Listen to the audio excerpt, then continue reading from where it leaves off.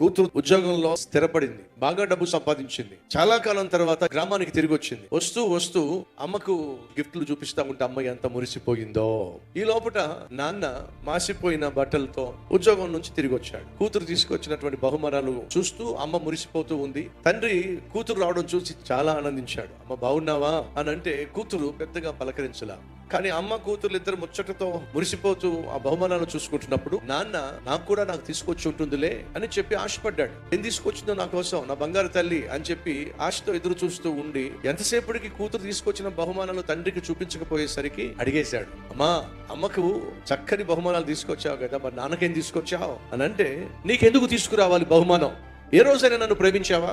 ఏ రోజైనా నన్ను పట్టించుకున్నావా? అసలు ఎప్పుడైనా ఇంట్లో గడిపావా? నువ్వు నేను స్కూల్కి వెళ్తున్నాను లేదో చూసావా? కాలేజీకి వెళ్తున్నాను లేదో చూసావా? పట్టణానికి వెళ్ళిపోయాను, ఎలా ఉన్నానో అడిగావా అని చెప్పి నాన్నను చెడమడ తిట్టేసింది. ఇప్పుడు బాగా డబ్బులు సంపాదిస్తున్నాను కానీ నీకేమీ కొనాలనిపించలా. కానీ మా అమ్మ పొద్దున్న నాకు బ్రేక్ఫాస్ట్ పెట్టేది, చక్కని బట్టలు వేసేది, పుస్తకాలన్నీ సర్ది పెట్టేది, తిరిగి వచ్చిన తర్వాత చక్కగా మళ్ళీ నాకు స్నాక్స్ పెట్టేది, అలాగే చదువుకోవాలి తల్లి అని చెప్పి చెప్పేది. ఏ రోజైనా ప్రేమను పంచావా? నీలాంటి వాడికి నేనే తీసుకురావాలి గిఫ్ట్లు. కూతురు తండ్రిని చెడమడ కడిగి పడేసింది. ఎప్పుడైతే ఈ అమ్మాయి నాన్నను కడిగి పడేసిందో వెంటనే తల్లి, నోర్మే, ఏం మాట్లాడుతున్నావు నువ్వు? పొద్దున లేచి నేను వండగలిగాను అంటే ఆ తండ్రి కష్టపడ్డాడు కాబట్టే వండగలిగా. నిన్ను స్కూలుకి ముస్తాబు చేసి పంపించారు అని అంటే మీ నాన్న రెక్కలు ముక్కలు చేసుకుని సంపాదించాడు కాబట్టే స్కూల్ ఫీజు కట్టగలిగా. నీకు చక్కని బట్టలు నేను ఎప్పటికప్పుడు కొనగలిగాను అంటే ఆయన కొనుక్కోకుండా, ఆయన సుఖాన్ని చూసుకోకుండా ఒక ఉద్యోగం చేస్తే నేను సరిగా చదివించలేడని చెప్పి 2 ఉద్యోగాలు చేస్తున్నాడు కాబట్టి నువ్వు నేను లేవకమునిపై ఆయన లేచేవాడు, నువ్వు నేను పడుకున్న తర్వాత అర్ధరాత్రి వచ్చేవాడు. రెక్కలు ముక్కలు చేసుకొని ఆరోగ్యాన్ని పాడు చేసుకొని నిన్ను చదివిస్తే ఇప్పుడు అమ్మ పార్టీ కట్టేసి నాన్నను ఎండగట్టేస్తావా?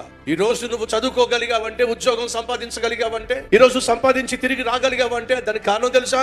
ప్రాణంగా ప్రేమించాడు కాబట్టే రెక్కలు ముక్కలు చేసుకొని నిన్ను నన్ను పోషించాడు. ఇంకొక మాట అన్నావంటే ఇంట్లోంచి బయటికి గెంటేస్తాను. ఎప్పుడైతే ఆ మాటలు విందో ఆ కూతురు వెళ్ళి నాన్న కాళ్ళ మీద పడింది. నన్ను క్షమించు, నా బాగు కోసం, నా భవిష్యత్తు కోసం నీ బ్రతుకునే ఘనంగా పెట్టావని వాస్తవాన్ని గ్రహించలేకపోయాను. నాన్నను బిడ్డలు కడిగేస్తూ ఉంటే వెనకాల అజ్యం పోసేటటువంటి తల్లులు ఉంటారు. అమ్మను ఒకవేళ పిల్లలు కడిగేస్తూ ఉంటే, ఇష్టం వచ్చినట్టుగా మాట్లాడుతూ ఉంటే అజ్యం పోసేటటువంటి తండ్రులు లేక భర్తలు ఉంటారు. కానీ ఆ తల్లి అలాంటిది కాదు. వాస్తవాలనే బిడ్డలకు తెలియచేయాలని ఆశపడింది.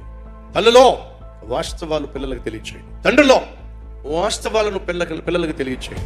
పిల్లలు అటు నాన్నను అపార్థం చేసుకుంటున్నా, ఇటు అమ్మను అపార్థం చేసుకుంటున్నా అర్థమయ్యేలా చెప్పాల్సిన బాధ్యత తల్లిగా తండ్రిగా ప్రతి ఒక్కరి మీద ఉంది. ఈ రీల్ లైక్ చేయండి, అనేక మందికి షేర్ చేయండి.